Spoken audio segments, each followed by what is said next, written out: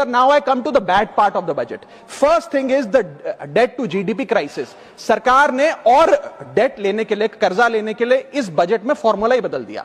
पहले सरकार डेट जब लेती थी तो ओल्ड FRBM रूल्स के तहत 3% ऑफ जीडीपी तक का फ्रेश डेट लेती थी।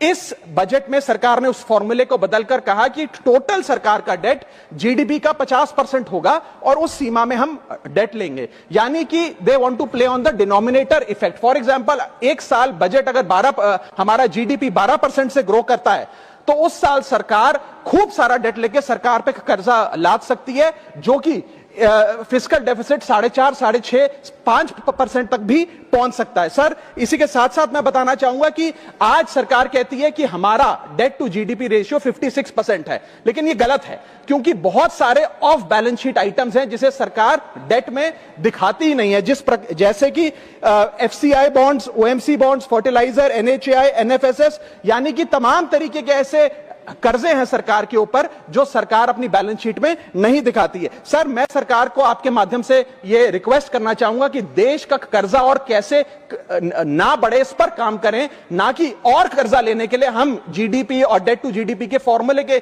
रेशियोज बदलकर और पैसा कर्जे पे ब्याज पर लेने का प्रयास करें। सर, दूसरी दिक्कत जो इस बजट में नजर आई वो ये थी कि इनकम टैक्स स्लैब में चेंज नहीं हुआ। सर, हर साल देश का आम आदमी जब वित्त मंत्री जी की बजट की स्पीच सुनता है तो वो इसलिए नहीं सुनता कि PLI की क्या इन्वेस्टमेंट होगी, कौन सा कॉरिडोर बन रहा है। देश का आम आदमी, सैलरीड क्लास, इसलिए बजट की स्पीच सुनता है कि उसके अंदर स्लैब में कोई रिवीजन होगा, क्या हमारी स्टैंडर्ड डिडक्शन की जो हमें डिडक्शन मिलती है वो बढ़ेगी। लेकिन इस बार बजट में देश का आम आदमी और खास तौर पर देश का मिडिल क्लास डिसअपॉइंट हुआ।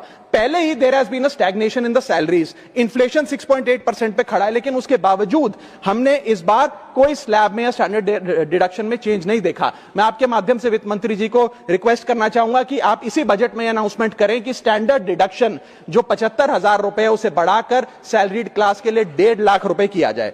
Sir, third problem that was there with the budget is that there was no relief for the middle class. Sir, after a very long time in India's history, the personal income tax collection was more than the corporate income tax collection, यानी कि individuals ने जो income tax भरा वो लगभग 11 लाख करोड़ के आसपास भरा, और कंपनियों ने, कॉर्पोरेट ने जो इनकम टैक्स भरा वो लगभग 9.8 लाख करोड़, यानी कि मैक्सिमम टैक्स आपको इंडिविजुअल्स के इनकम टैक्स से मिल रहा है।